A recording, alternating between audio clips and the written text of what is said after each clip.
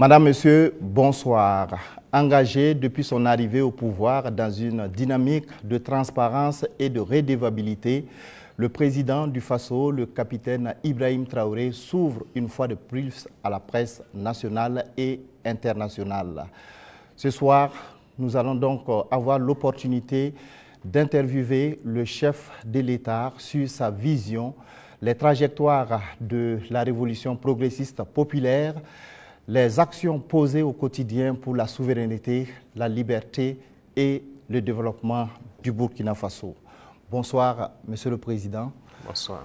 Merci de nous faire l'honneur de nous recevoir ici au Palais de Koulouba à Ouagadougou donc pour cette grande interview. Alors, chers téléspectateurs, le format de cet entretien est particulier. Au total, 10 journalistes vont se succéder par vague de 2 pour poser leurs questions au chef de l'État. 5 domaines sont concernés par les échanges. Il s'agit de la sécurité et de la défense, de politique et société, de la diplomatie et de l'AES, de l'économie et du développement, et enfin donc de la géopolitique régionale et internationale.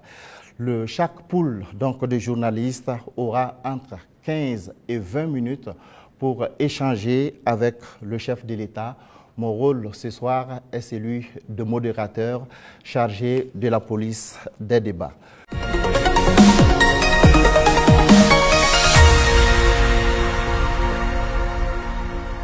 Monsieur le Président, avec votre permission, nous recevons donc le premier groupe de journalistes. Il s'agit de Hervé Dapa de la télévision BF1 et Asmao Dao de la télévision C360. Bonsoir, chers confrères. Vous Bonsoir. Disposez de 20 minutes pour vous entretenir avec le chef de l'État sur les questions relatives à la défense et à la sécurité. Bonsoir, Excellence. Bonsoir. Alors, certains de vos détracteurs vous ramènent régulièrement une phrase, et cette phrase remonte aux premiers instants de votre prise de pouvoir, quand vous disiez que si tout est mis en œuvre, 3 mois suffiraient pour tendre vers la fin de la guerre. Et ces détracteurs disent aujourd'hui que 3 ans plus tard, la guerre n'est pas totalement terminée. Monsieur le Président, ce soir, que leur répondez-vous? D'accord, merci beaucoup. Et merci à tous d'être venus pour cette interview. C'est vrai, c'est ce que nous aurons souhaité, mais les choses n'ont pas été comme on le pense. Et je dis si tout est mis en œuvre. Alors, il y a plusieurs perspectives à mettre en œuvre pour pouvoir atteindre cet objectif dans ce laps de temps. Mais tout n'a pas été mis en œuvre comme on le souhaitait. Primo, l'adversité. Alors, dès que nous sommes arrivés au pouvoir, nous aurions espéré qu'on nous laisse travailler très rapidement et pouvoir avancer. Malheureusement, certaines personnes nous ont approchés et ont voulu que nous allions dans leur sens parce que leur objectif n'était pas que la guerre finisse de sitôt. Je veux parler de certaines forces étrangères qui étaient présentes sur notre sol. On a eu des débats houleux avec des diplomates venus d'ailleurs sur la question, mais personne ne voulait qu'on aille dans le sens de finir cette guerre. Nous l'avons compris à travers les messages. S'il arrivait que des gens viennent jusqu'à nous dire qu'il faut qu'on accepte qu'ils soutiennent les terroristes et nous soutenir également, ça veut dire ce que ça veut dire, c'est une guerre entretenue.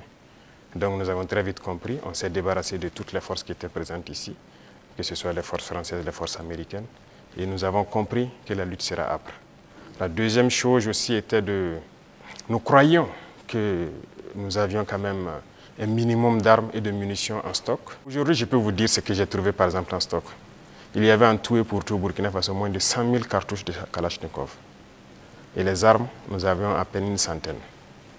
Comment est-ce qu'on pouvait faire la guerre? Il fallait se rééquiper, redoter l'armée en effectifs, en armement et tout. Ce qui a fait que l'objectif de 3 mois, si ces conditions préalables étaient réunies, c'était bien possible.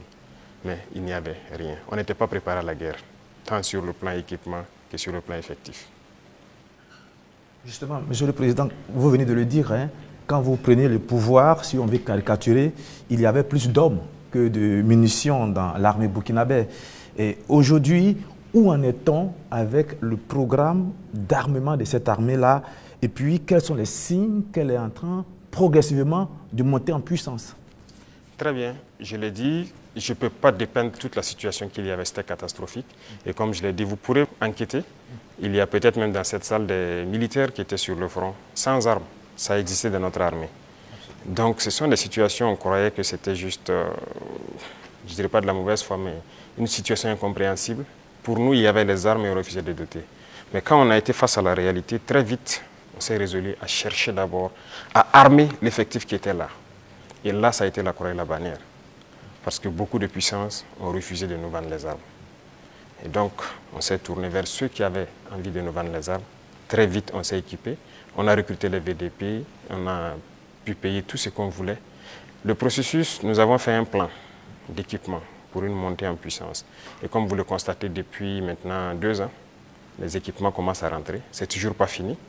Et ça continue de venir. Peut-être que dans quelques jours, vous verrez encore de nouveaux équipements qui seront présentés, qui sont principalement des équipements d'appui. Parce que d'abord, l'infanterie, il fallait l'équiper pour que chaque homme puisse avoir une arme en dotation. Ça, c'était un gros défi. Nous y sommes. On continue de recruter, comme vous le constatez. Chaque année, c'est entre 10 000 et 15 000 hommes qu'on recrute. Ça, c'est un effort considérable. Parce que, quoi qu'on dise, l'adversité est là. Et le volume de terroristes augmente. Parce que les impérialistes recrutent beaucoup de mercenaires qui viennent au Burkina Faso pour combattre. Donc, il faut qu'on s'adapte à la situation. Et maintenant, nous avons notre 3e phase, qui n'est plus d'acheter, mais de fabriquer nous-mêmes. Et nous sommes aussi là-dedans. Donc, c'est ça la montée en puissance. Il faut bien s'équiper, mais aussi créer une industrie de défense. Ça, c'est très important. Dans quelques mois, bien quelques années, on aura ici, nos militaires vont utiliser des armes made in Burkina. Bien sûr. Nous avons la capacité intellectuelle. Il y a de la ressource. Il suffisait juste de chercher. Et voilà. Nous sommes là-dessus. Vous serez surpris sûrement. Alors, Monsieur le Président, cette guerre, est-ce que nous pouvons la gagner? Est-ce que nous allons la gagner? Nous ne pouvons que la gagner. Qu'est-ce qu'on ferait? Soyez sûrs, nous n'irons nulle part et nous allons gagner cette guerre. Je vous ai dit que la menace mue beaucoup, mais nous nous adaptons. Et la force de l'armée burkinabé, c'est que c'est l'une des armées les plus résilientes au monde. La pression que le Burkina Faso a, et je ne pense pas que sur cette terre actuellement, il y a un pays qui a cette pression. Mais nous tenons, nos hommes se battent et nous nous adaptons constamment à la menace.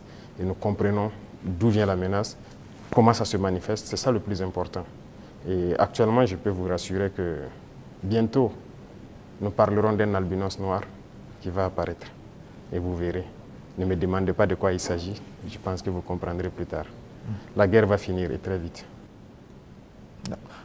Justement, pour gagner cette guerre, vous venez de le dire, il faut des armes et il faut aussi des hommes, et surtout des hommes déterminés. La détermination, vous le savez, c'est le game changer majeur. C'est ça qui fait la différence dans toute guerre. En ce moment, au moment où on parle, quel est exactement le moral de nos troupes sur le terrain? Vous avez très bien touché le cœur du problème, la ressource humaine. Les hommes déterminés. Il ne s'agit pas juste de payer de l'équipement, il faut des hommes déterminés. Et si vous remarquez, nous sommes en train de construire une armée de qualité. Et il n'est pas rare que souvent, lorsque nous jugeons qu'un chef d'élément ou bien une unité a failli à sa mission, qu'on les radie et qu'on les poursuive. C'est arrivé plusieurs fois et ça continuera comme ça. Si vous êtes engagé pour être militaire, vous devez accomplir la mission parce que la mission est sacrée pour nous. Et l'autre chose, c'est que malgré la pression, malgré les défis, les hommes continuent de se battre et ils sont très résilients. Si aujourd'hui vous attrapez un soldat burkinabé et le demandez, est-ce que vous voulez que d'autres personnes viennent se battre à votre place ou viennent vous aider, ils vous diront jamais, ils préfèrent mourir. C'est à ce niveau que vous jaugez leur morale. Ils sont prêts, toujours prêts, malgré la situation. Peu importe la bataille qu'on perdra, on va toujours maintenir le terrain. C'est ça qui est très important dans le mental des soldats. Donc, le moral est au top. Les gens n'espéraient pas être à ce niveau d'équipement, ils y sont. Donc, ils se donnent à fond. Et moi, je ne peux que féliciter et remercier tous ceux qui se battent. C'est très important. Alors, Monsieur le Président, dans votre argumentaire, vous parlez d'une guerre qui prend différentes formes, qui mue. On se demande, on se pose toujours cette question 10 ans après, qui attaque le Burkina Faso? Ce n'est pas du terrorisme seulement. C'est une guerre pour s'accaparer de nos richesses et nous empêcher de nous développer. Je l'ai une fois développé lors d'un discours, je pense. Je disais que si nous, on arrive à exploiter convenablement notre sous-sol, à transformer ce que nous sommes en train d'exploiter ici, ce que nous produisons, il y aura un sous-emploi chez eux là-bas. C'est une bataille. Ils pillent nos richesses pour pouvoir survivre. Donc c'est une guerre d'indépendance. Il faut que nous menons cette guerre pour être totalement indépendants, décider de notre développement, de notre trajectoire. Donc c'est de ça qu'il s'agit actuellement. Monsieur le Président, vous venez de le dire, on parle de sécurité et de défense du Burkina Faso. Venons-en à votre sécurité personnelle. Vous venez de l'évoquer il y a un instant, la pression est énorme, elle est grande, le danger vient de partout. Monsieur le Président, rien qu'en 2025, il y a eu plusieurs tentatives de coup d'État qui ont été déjouées. Monsieur le Président, est-ce qu'il vous arrive parfois d'avoir peur?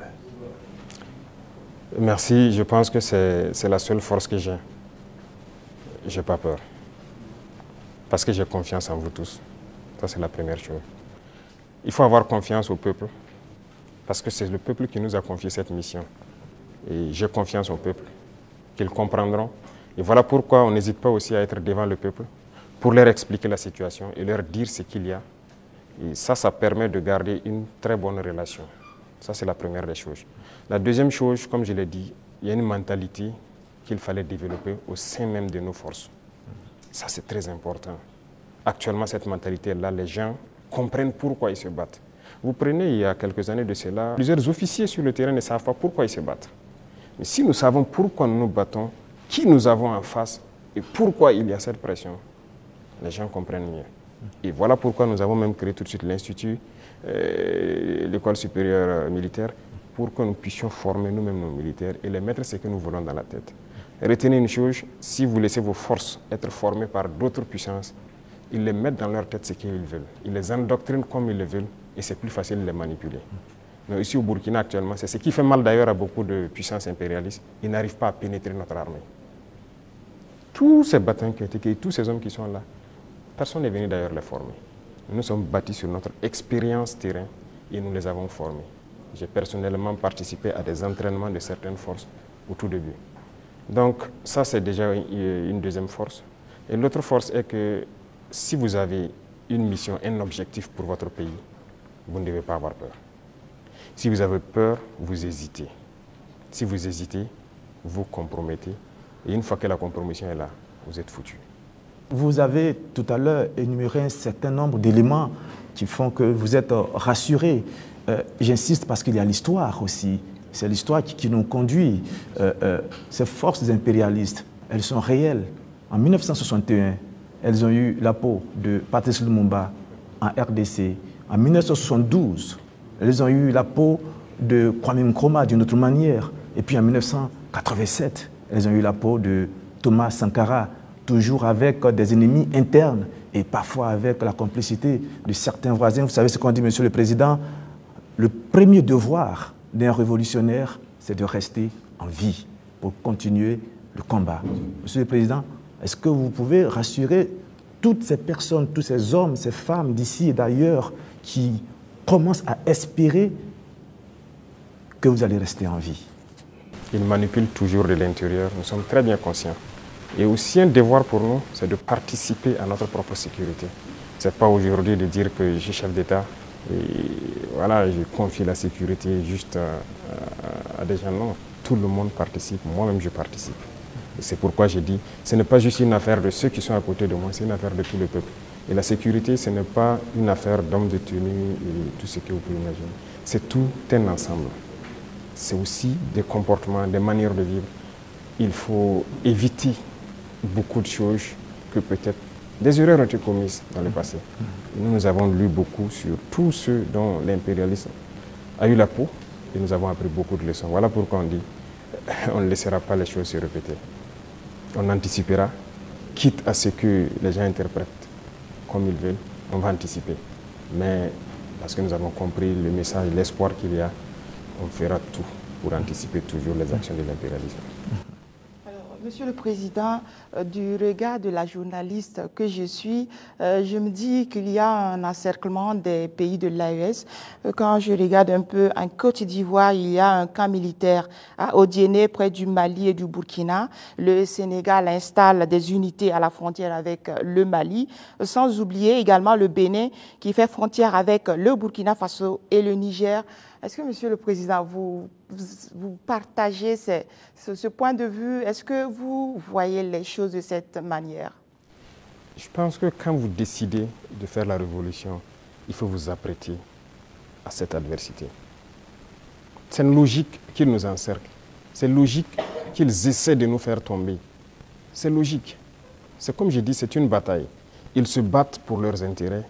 Et c'est à nous, si on a décidé de faire la révolution, de tout mettre en œuvre pour que cet encerclement soit vaincu.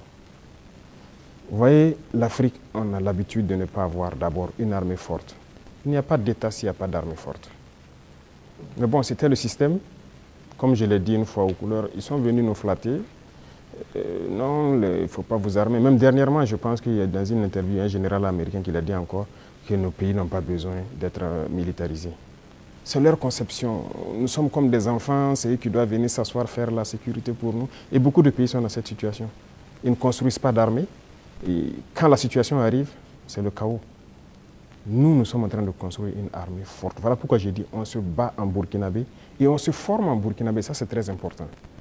Avant, c'est quoi? Chaque fois, les forces étrangères, tout le monde vient pour former vos soldats. On vous prend comme des moins que rien. Aujourd'hui, beaucoup de forces étrangères cherchent à venir s'entraîner avec nous. Vous n'allez pas imaginer. Les plus grandes puissances cherchent à venir s'entraîner avec nos soldats. Mais ce n'est pas juste l'entraînement. Ils veulent apprendre comment on fait, comment on procède, qui nous entraîne. Mais personne aujourd'hui ne sait comment les birs sont formés, comment on les entraîne, comment on les équipe. Pourquoi nous on croit que c'est les autres qui doivent venir nous former? Ils n'ont pas créé quelque chose. Ils ont réfléchi, nous sommes dotés de cerveau.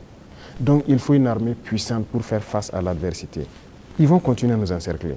Parce qu'il y aura toujours en Afrique des États comme ça, des chefs d'État comme ça qui vont autoriser. Parce qu'ils ont les mains liées, ils trahissent toujours, ils vont accepter toujours que les impérialistes viennent chez eux pour attaquer leurs propres frères. Ça, si vous acceptez la révolution, vous devez partir avec ce concept. Ça va exister. Donc on n'y peut rien, on fait avec, mais c'est à nous de nous préparer pour que l'encerclement soit nul, qu'ils ne puissent jamais atteindre leur objectif. C'est tout. Donc on fait avec. Tout récemment, la CEDEAO a tenu un forum des chefs d'état-major général des armées d'Afrique. Le Mali et le Burkina Faso n'y étaient pas, mais le Niger, si. On sent un manque de solidarité, vous qui êtes au sommet de l'État. Qu'est-ce que vous pouvez nous dire? Bon, pas un manque de solidarité. Retenez que c'est une confédération, ce n'est pas une fédération. Sur certains aspects, on fait beaucoup de choses, en tout cas en tandem, mais dans la charte, il est dit que des pays peuvent décider des relations et de ce qu'ils peuvent faire.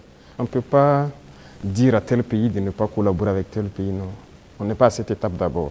On est en train de consolider la confédération sur les aspects, un bon nombre d'aspects de développement, de défense et de diplomatie. Et après, on va passer à la fédération. Ce sont des étapes. Donc, le Niger peut participer à des rencontres. La confédération, on ne se ferme pas. On fait des ouvertures, on côtoie tout le monde. Nous sommes très panafricanistes, on est vraiment ouverts à l'intégration, à tout ce qu'il y a, mais avec des principes. Alors, exceptionnellement, comme il s'agit de défense et de sécurité, on vous laisse une dernière question. Merci Sagnon, mais la question que je vais poser, pardonnez-moi, ne fait pas partie de la défense ni de la sécurité, mais de vos relations avec nous, les médias. Monsieur le Président, est-ce que vous avez un problème particulier avec les médias, donc avec nous les journalistes? Je dis cela parce qu'on a l'impression qu'il y a eu un malentendu. Je parle des médias nationaux, pas des médias internationaux dont certains sont tombés dans la poubelle depuis un certain moment. C'est un fait. Et pas des médias nationaux. On a l'impression qu'il y a eu un malentendu au début et il y a quelque chose, un brouillard comme ça qui est là. Comment vous analysez la situation, Monsieur le Président? Vous savez que je ne suis pas hypocrite. Il y a eu un malentendu. Il y a eu un brouillard au début, mais aujourd'hui, je dois dire que je félicite beaucoup de médias pour leur travail professionnel. Il faut éviter de suivre le travail de l'impérialisme.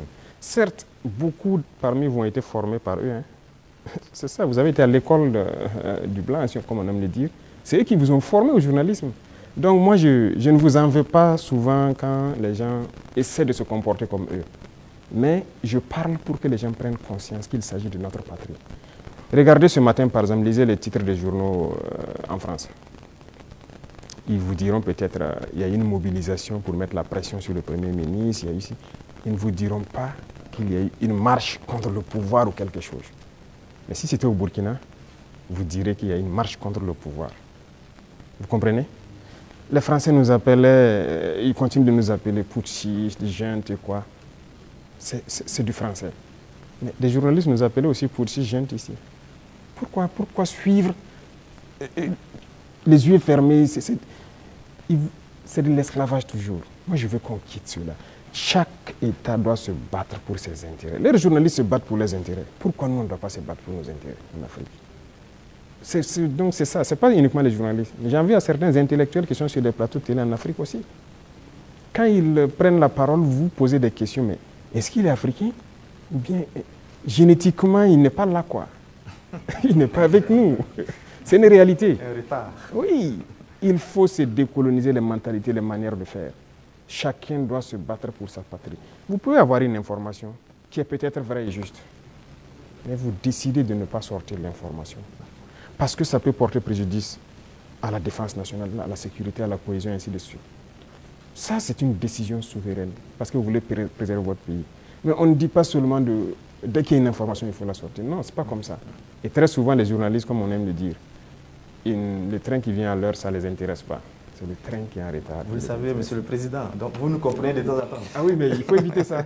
Moi, je veux maintenant que vous vous intéressez au train qui vient à l'heure. D'accord. Je voudrais vous laisser avec une phrase qui est la devise d'un grand club européen. C'est celle-là: notre maillot peut être tacheté de sang, de boue et de sueur, mais jamais de honte. C'est tout ce que je vous souhaite, Monsieur le Président. Merci beaucoup. Merci grandement. Nous abordons donc le volet politique et société de cet entretien et nous recevons pour cela Mathieu Somda de Radio Burkina et Colette Kombari de la télévision Impact TV.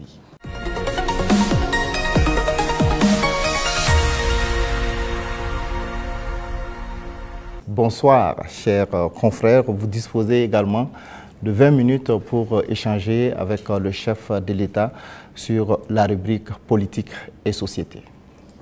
Excellence, Monsieur le Président, 30 septembre 2022, 30 septembre 2025, bientôt 3 ans de gestion du pouvoir d'État. Quel bilan d'étape faites-vous en termes de mise en œuvre de votre vision et de votre orientation politique à travers la révolution progressiste et populaire?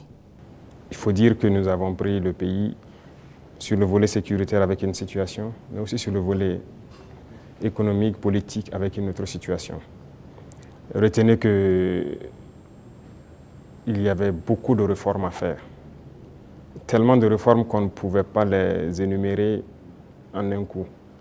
Et donc, nous avions une idéologie que nous avons commencé à mettre en œuvre, la révolution, jusqu'en avril dernier où on l'a proclamée officiellement. Et qui dit révolution, il s'agit de révolutionner tous les domaines de notre vie. Parce qu'on ne peut pas continuer à faire la même chose qui se passait et espérer avoir un autre résultat. Si nous étions dans la continuité, je pense que c'est mieux qu'on laissait les politiciens continuer leurs choses, mais nous avons voulu rompre. Et la rupture nécessite beaucoup d'engagement. Dieu merci, le peuple a compris, les gens ont compris qu'il fallait rompre. Que ce soit en termes de comportement, de pratique, que ce soit en termes de gouvernance, que ce soit en termes d'économie, de commerce et tout ce qui va avec. Et tous les jours, je peux vous dire qu'on continue de découvrir. Parce que le système qui était en place, et moi j'aime caricaturer pour dire que c'est comme un gros nœud que nous avons trouvé. Quand vous défaites un autre apparaît. Quand vous défaites un autre apparaît. Donc il y avait beaucoup de maux dans notre société que nous sommes actuellement en train de résoudre. Et Dieu merci, je peux dire que plusieurs choses ont été lancées. Et le bilan, pour moi en tout cas, c'est satisfaisant, même si je pense qu'on peut faire encore plus d'efforts. Voilà. Et si vous souhaitez, domaine par domaine, vous pourrez me poser des questions, parce qu'il y a beaucoup de choses qui ont été entamées. Excellence, la révolution populaire progressiste, il y a eu des explications certes, mais des Burkinabés veulent davantage comprendre quel est le contenu de cette révolution. Le contenu exact, comme je l'ai dit une fois, je ne le dirai pas. Si vous permettez à tout le monde de connaître les détails de ce que vous voulez faire, on peut anticiper sur votre action. Mais nous avons dépeint voilà, les gros points pour que les gens puissent comprendre où nous allons. Alors, si vous remarquez, dans le modèle même de gouvernance, la lutte contre la corruption et la bonne gouvernance, il y a d'abord l'exemple que les gouvernants doivent donner. Et comme je dis, vous ne pouvez pas être là, une catégorie de Burkinabés, parce qu'on vous a confié des postes. Vous, c'est le choix entre les bons whisky et les bons champagnes, pendant que des femmes meurent en allant chercher l'eau à la rivière, elles se noient ou quelque chose, ce n'est pas possible. Donc, il y a cette idéologie-là qu'il faut avoir pour pouvoir avoir une société de justice. Tout le monde doit pouvoir avoir accès, par exemple, à l'eau potable. Vous ne pouvez pas, vous, manger comme vous voulez, faire le choix des repas et jeter ce que vous voulez à la poubelle, pendant que d'autres ne peuvent pas avoir un seul repas. C'est ce qui nous a amené à lancer des initiatives dans l'agriculture, par exemple. Parce que notre population est en majorité agricole. Mais pendant longtemps, on se rend compte qu'ils sont délaissés. Ce n'est pas nos terres qui sont pauvres, ce n'est pas qu'ils n'ont pas la capacité de travailler. Mais il fallait les donner aussi ce souffle-là, ce qui nous a amené à créer des initiatives. Aujourd'hui, je pense que le plus important pour moi, lorsque vous rentrez dans les campagnes et que vous posez des questions aux cultivateurs, ils peuvent vous dire que franchement, voilà, ils se sentent bien maintenant. Ils cultivent, il a de quoi se nourrir, et le surplus, il le revend. Généralement, la Sonagès qui paye, qui fait un stock de sécurité. Et lorsque dans certaines zones ou dans certaines périodes, il y a des soucis, ils le ressortent, ils le vendent à prix bien subventionné, accessible de tous. Donc ça, c'est très important. L'idéologie de révolutionner beaucoup de domaines, quand on prend le domaine même des finances publiques, alors on est en train de digitaliser beaucoup de paramètres, avec beaucoup de difficultés, parce que les gens n'aiment pas ça. Bientôt, par exemple, on va lancer la facture électronique. Déjà, quand on a émis l'idée, mais beaucoup de grands opérateurs sont opposés à cela. Pourquoi ils ne veulent pas la transparence? Parce qu'on a habitué les gens à la tricherie, à voler. C'est comme une norme. C'est ce qui était installé, donc il faut changer tout ça. Sur le plan des infrastructures et beaucoup de choses, le domaine des marchés publics et tout ce qui va, c'était d'ailleurs le domaine le plus corrompu. Voilà, vous êtes un entrepreneur, vous venez nous voir, on vous donne le marché, vous surfacturez, et après on se donne quelque chose à l'arrière. C'est ça la règle d'or. Et donc quand quelqu'un même vient avec cette idée, vous êtes exclu d'office.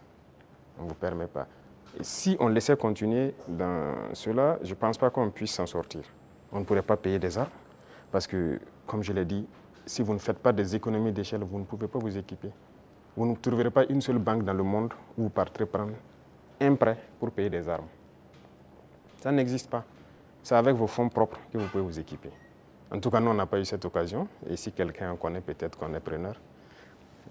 Et tout ce qu'on est en train d'acquérir, je vous ai dit une fois le montant, ce sont des milliards de dollars. Hein.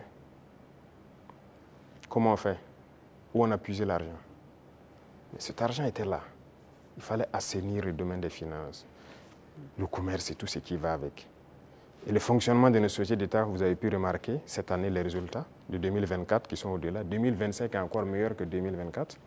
Je prends le domaine des hydrocarbures où dès 2023, nous avons fait d'énormes progrès. Avant, c'était des subventions de l'État. Ça veut dire qu'on collectait encore des impôts pour subventionner la société, pour payer le surplus, le manque à gagner et tout ça. Mais maintenant, la société n'est plus dans cette situation. On a épongé toutes les dettes de la société et elle commence à faire des marches. Mais c'est parce qu'il y avait la corruption dans le milieu. Donc il y a tellement de situations, je ne peux pas tout citer. Et donc il faut révolutionner ce domaine aussi par la digitalisation et tout ce qui va avec. L'administration en gros, tout est en train d'être digitalisé pour que les gens n'aient plus accès à l'argent liquide qui circule et que les choses soient transparentes. Vous qui demandez le service, vous savez à quoi ça correspond et vous savez où votre argent part. Les infrastructures, vous êtes témoins aussi, qui sont vraiment un problème crucial. On est en train de révolutionner tout. Donc c'est l'esprit comme ça, de changer de paradigme, faire ce qu'on n'avait pas l'habitude de faire. Donc comprenez ça par cette phrase.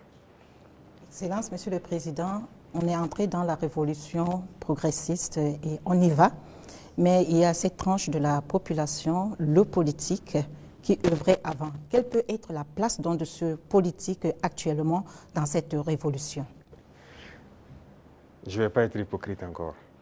Si c'est cette mentalité politique, ils n'ont pas de place dans la révolution. C'est opposé. Regardez comment le Burkinabé était. Puisque pendant 27 ans, bon, plus de 27 ans de règne de Blaise et même le pouvoir du MPP, ça continue dans la même politique. Et cette politique, notre génération est née dedans. Donc on est né et les gens ont grandi avec une mentalité. Si tu ne connais pas quelqu'un, tu ne peux pas avoir accès à certains services. Ce qu'on appelle les deals. Tout le monde a évolué avec cet esprit de deal, de corruption, de tout. C'est dangereux, mais c'est la politique qui a mené ça. Parce qu'il y a des entrepreneurs politiques, vous avez entendu parler de ça. Les jeunes qui se lèvent parce qu'ils savent parler, ils savent flatter. Et c'était quoi la politique? C'est quoi la politique en Afrique? Il faut dire la vérité. Quelqu'un qui a l'art de mentir, de tromper, de flatter. Vous voyez, tous les vices. Si vous regroupez tous les vices, vous êtes un bon politicien. C'est la réalité. Nous, au village, quand on voit quelqu'un qui est un trompeur, il ne dit pas la vérité, on dit, lui, là, c'est un politicien. C'est comme ça qu'on disait. Donc, il faut que cette mentalité change. Beaucoup ont changé. Beaucoup ont compris, ont changé et marchent avec nous. Maintenant, ceux qui veulent rester dans leur radicalisme politique ancienne, là, ils n'ont pas de place. Ça, on ne va pas se mentir. Sinon, qui ne faisait pas la politique au Burkina? Mais c'est le même peuple. Mais c'est parce qu'on a parlé, ils ont compris, et par les actions, ils voient, ils ont compris, que les gens commencent à changer de mentalité. Et nous voulons changer définitivement les mentalités pour que personne ne pense qu'il faut d'abord appartenir à tel parti pour bénéficier d'une route, il faut appartenir à tel parti pour avoir un forage. Non. Tout le monde au Burkina doit bénéficier des bienfaits de la nature du Burkina et du travail du gouvernement. Donc la politique, moi je disais que la manière de la faire, ça divise. Et ça donne des avantages particuliers à un groupe et l'autre groupe n'a pas d'avantage. Donc non, il faut qu'on arrête ça. Donc beaucoup ont changé, beaucoup... Il y en a qui sont dans des postes de responsabilité. On nous interpelle même que non, lui là, il a milité dans tel parti. Je dis aux gens, non, on n'est pas là pour diviser. On est là pour unir. Tant que la personne a compris et veut faire le travail comme on le veut, on le met. Comme il y en a aussi qu'on a responsabilisé à des postes, et 2 mois, 3 mois, vous avez vu qu'on les a cherchés. Parce que s'il vient et qu'il continue de vouloir faire la même chose qu'il faisait, on va te chercher et on va te punir. Donc c'est un changement de mentalité que nous voulons. Tous ceux qui changeront de mentalité sont les bienvenus dans le bateau. Mais si vous voulez continuer à fonctionner comme la politique ancienne, vous n'avez pas de place dans la révolution. Excellence, vous l'avez dit plusieurs fois, il faut de l'ordre et de la discipline pour le développement du FASO. Le recyclage des jeunes a déjà commencé. Comment enrôler les autres couches de la société? Voilà, très bien. Ce programme, c'est un vaste programme que nous n'avons pas voulu détailler. Mais j'en ai parlé une fois lors d'un de mes entretiens, qu'il y a un vaste programme en cours. Il faut commencer... En fait, les jeunes, c'est bien, mais ce n'est même pas eux notre cible, ce sont les plus petits. Les plus petits, c'est eux notre cible. Après la mort de Sankara, vous avez suivi, on a cherché tous les travailleurs des garderies. Certains même sont décédés, malheureusement. Mais les garderies se sont fermées. C'est le privé peut-être qui se débrouille, qui ouvre quelques maternelles et tout. Et bon, l'école est devenue autre chose. Vous savez, si vous voulez une société qui va être combative et compétitive demain, il faut miser sur les enfants. Aujourd'hui, moi j'ai séparé les 2 ministères pour que le ministère de l'enseignement de base prenne en compte ce volet. Vous voyez, on a lancé dans le concours normaux beaucoup de recrutement pour l'encadrement de la petite enfance. Mais on vient de lancer encore de manière exceptionnelle ceux qui ont déjà été formés, qu'on veut recruter pour que cette année, on commence un certain programme. C'est eux la cible. Et on va y arriver.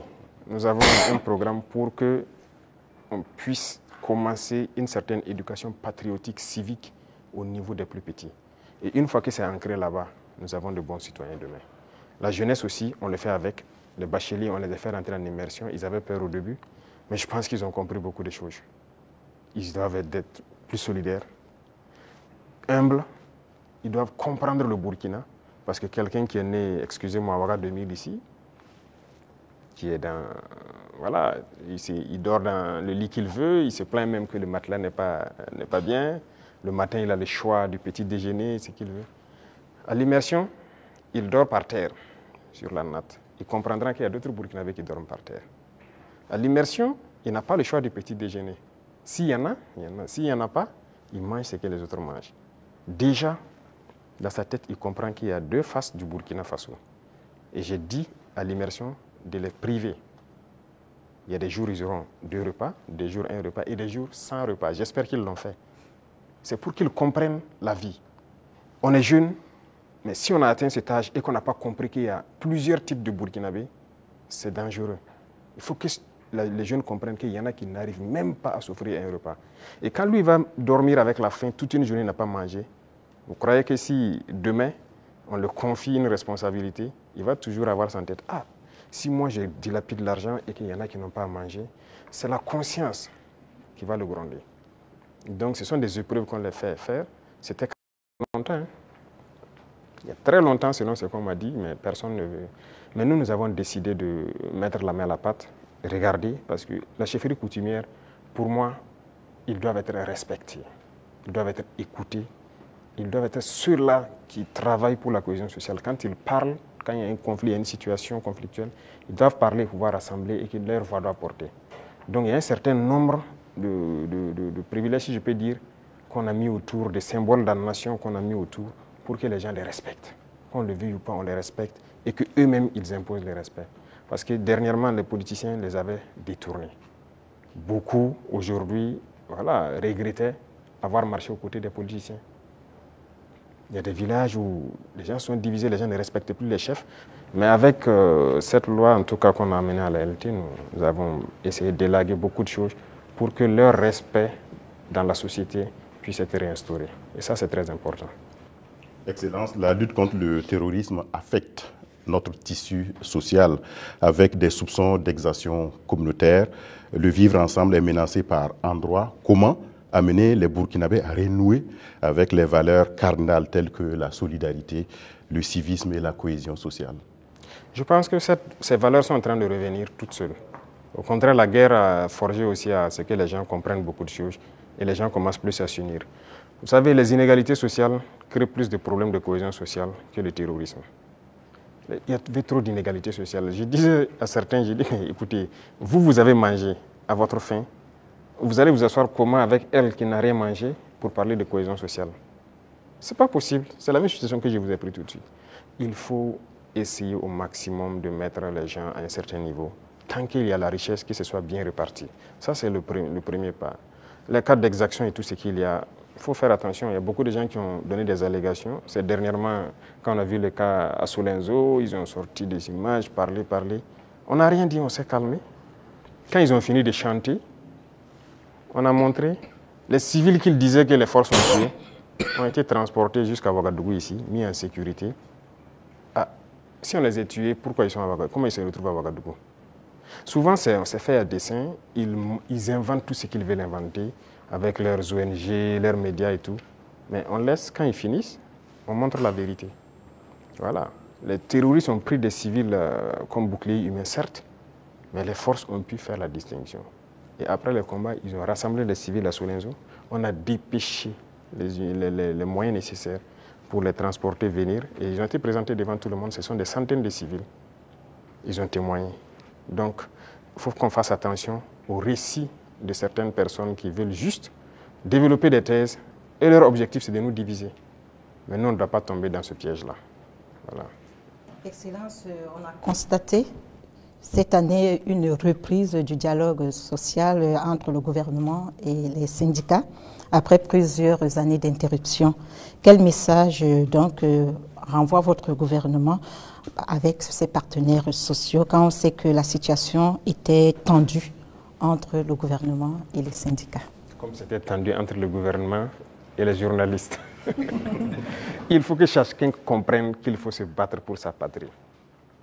Nous avons fait comprendre aux gens. Vous savez, moi j'ai parlé avec les responsables syndicaux. Je les ai réunis ici, je les ai parlé à un moment donné de notre histoire. Mais j'ai été déçu après. Donc je les ai dit, soit vous êtes burkinabé ou vous n'êtes pas burkinabé. Donc le bras de fer s'est enclenché. Mais après on a décidé de les revoir parce qu'on suppose qu'ils ont compris le message. Et même ça, je ne vais pas mentir, quand ils sont venus, ils ont voulu encore comprendre et sortir certains comportements, les faire comprendre, ça ne marche pas. Le pays est en guerre, il faut tout faire pour le pays. Ce syndicalisme importé là, ce n'est pas du syndicalisme ça. Il y en a même qui se vantent d'avoir participé à la chute de Sankara. Et c'est eux qui ont tout commencé, ainsi de suite. Vous croyez que c'est bien ça?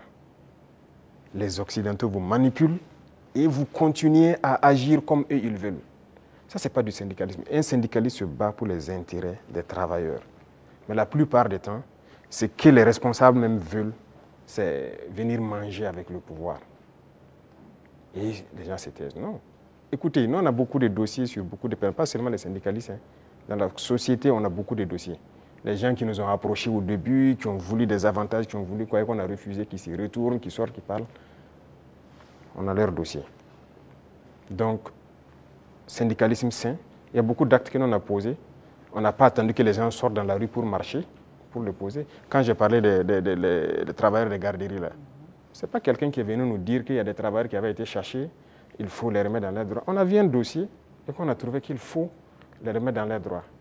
On a dit au ministre des Finances, trouve l'argent nécessaire pour régler.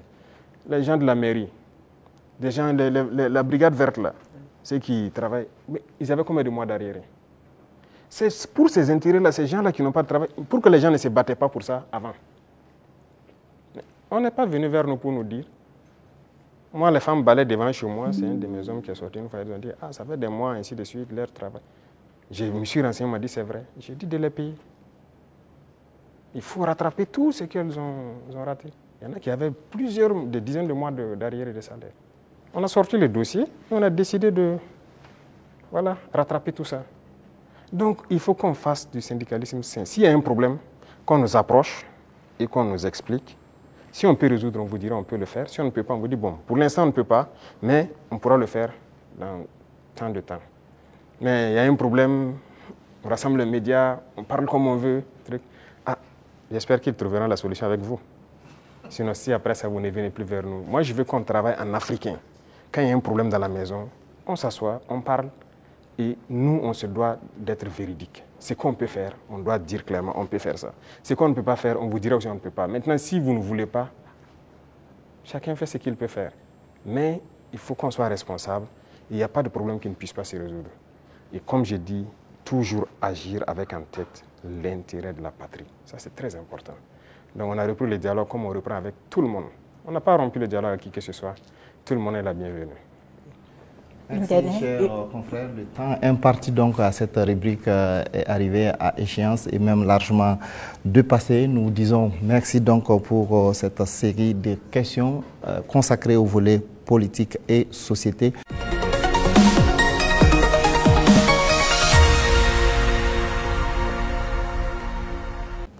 Monsieur le Président, les préoccupations relatives à l'économie et au développement sont portées par Soumaïla Rabo de Savane Média et Jean-Marie Toé des éditions Sidoya. Bonsoir, chers confrères. Vous disposez également de 20 minutes pour vous adresser au chef de l'État. Bonsoir, M. Sayon. Monsieur le Président, malgré la crise sécuritaire et la conjoncture internationale, l'économie burkinabé se porte bien. Avec 1,5 de progrès sur le taux de croissance économique en 2024. On sait que l'amélioration de la situation sécuritaire y est pour beaucoup, mais aussi l'agriculture et le secteur des services. Qu'est-ce qui est fait par le gouvernement dans l'immédiat pour permettre à l'économie nationale de continuer sur cette lancée? D'accord, merci. Je vois que ce sont des chiffres macroéconomiques. Et nous sommes au courant et on fait le point constamment avec le ministre des Finances. Il y a des efforts qui sont faits. C'est vrai qu'il y a des zones qui ont été sécurisées qui nous permettent de produire. Et donc la production agricole a beaucoup grimpé, ce qui permet une transformation au niveau des petites unités que nous avons, mais aussi de l'exportation pour les excédents de certains produits. Donc ça contribue beaucoup à la balance commerciale.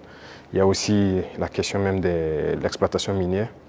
Donc il y a un certain nombre de mines qui avaient arrêté l'exploitation, si vous vous souvenez, d'autres en 2020, d'autres en 2018 même, mais qui ont repris aussi. Et tout ça, ça contribue donc à cette croissance-là. Et nous poursuivons dans ce sens. Et actuellement, si vous voyez par exemple le secteur minier, la tendance du gouvernement, c'est d'exploiter notre or nous-mêmes.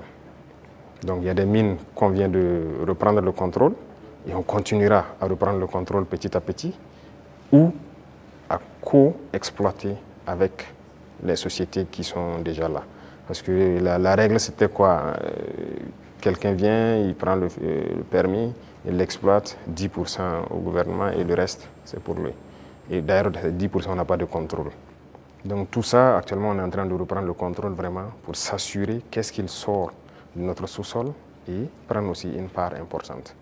Donc tout ça contribue donc à la croissance économique, vu aussi les initiatives qu'on a lancées dans le domaine agricole. Beaucoup d'autres spéculations ont été donc financées et ça permet en tout cas une bonne croissance. Mais pour moi, le plus important, c'est quand souvent le ministre des Finances apporte les chiffres, il dit bon, c'est très bien, mais j'envoie quelqu'un, va au marché, tu vois, c'est ce qu'on appelle Anampa Moré. Ça coûte combien une boîte de maïs, ça coûte combien une boîte de mil. Et va aussi dans tel, je prends les informations. Si le coût a baissé, on sait qu'il y a un impact sur la population. C'est ça qui est le plus important. Donc ce travail, on le fait constamment et les services de renseignement même sont mis à contribution pour qu'on ne dise pas un chiffre macroéconomique qui a une croissance de voilà, 1,5, mais qu'il n'y ait pas d'impact au niveau donc, des couches vulnérables surtout. Donc on continuera cette progression s'il plaît à Dieu. Monsieur le Président, si la volonté c'est de soulager davantage le panier de la ménagère et améliorer le pouvoir d'achat du consommateur, peut-être qu'il faut regarder du côté de la SONABI, la Société nationale burkinabé d'hydrocarbures, que vous avez trouvé déficitaire en fin 2022 et qui est aujourd'hui pratiquement surliquide, parce que c'est la championne des sociétés d'État. C'est la moitié des bénéfices de 2024 réalisés par les sociétés d'État. Est-ce qu'il ne faut pas maintenant diminuer le prix du carburant? D'accord, merci. Je pense que c'est une des questions que les gens peuvent se poser. C'est très bien, on a fait des progrès, mais quand est-ce qu'on a équilibré et qu'on a commencé à avoir des bénéfices? Qu'est-ce qu'on a fait? Ça, c'est très important à comprendre. Et l'autre chose, c'est que est-ce que ces bénéfices ne participent pas à quelque chose d'autre au profit donc, des populations? Je prends un exemple. On est en train de créer des brigades de construction des routes au niveau de chaque région. Vous voyez notre réseau routier? Déjà, ce qui est existant est dégradé, même la RN1. Si vous quittez ici jusqu'à surtout la zone de Kokologo et tout ça, c'est carrément dégradé. Ça veut dire qu'on a un besoin important d'investissement donc, dans le secteur des infrastructures routières. Et la SONABI doit participer beaucoup. Je viens de leur confier cette nouvelle mission parce que le carburant qui va ravitailler les différentes brigades, même le bitume et tout ça, la SONABI va devoir s'en charger. Si on baisse, le rythme va baisser. Mais vous voulez qu'on aille vite ou pas? Et il y a aussi une question de, je ne dirais pas de comparaison. Vous voyez, le carburant se retrouve moins cher au Burkina que certains pays côtiers. Nous, on part chercher le carburant là-bas, on fait le transport jusqu'au Burkina, mais c'est moins cher par rapport à ces pays. Vous pouvez expliquer ça?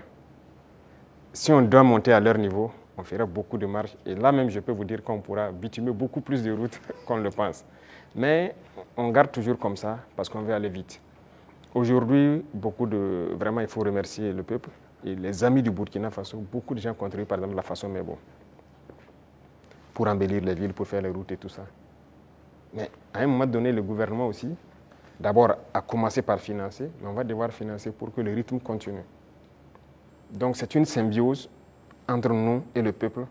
Et je pense que s'ils comprennent l'effort qu'on fait, là où leur argent part, les gens doivent comprendre que bon, on peut rester sur cette ligne. Quand on atteindra un objectif donné, on va pouvoir baisser, ça c'est logique. Personne ne va être riche et vouloir que ses enfants vivent dans la misère, si je peux dire ainsi. Donc les richesses seront partagées, mais nous avons du retard et on doit rattraper le retard. Tout de suite, par exemple, je vous disais qu'on ne peut pas continuer à payer l'équipement militaire, il faut qu'on produise. Et pour produire, vous avez besoin de construire des usines. Vous n'irez pas quelque part demander un prêt pour construire une usine de ce genre. Quoi. Non, personne ne va vous donner ça. Même les équipements qui constituent même l'usine, personne même ne va vous vendre. Donc ça, c'est à l'interne. Il y a beaucoup de choses qu'on fait, On ne vous donnera pas de prêt pour ça. Et regardez tous ces équipements de façon merveilleuse, quoi. C'est combien de milliards? Ce n'est pas le prêt de quelqu'un, c'est l'argent du contribuable. Donc ce sont des choses, nous-mêmes on a souhaité, pour aller vite.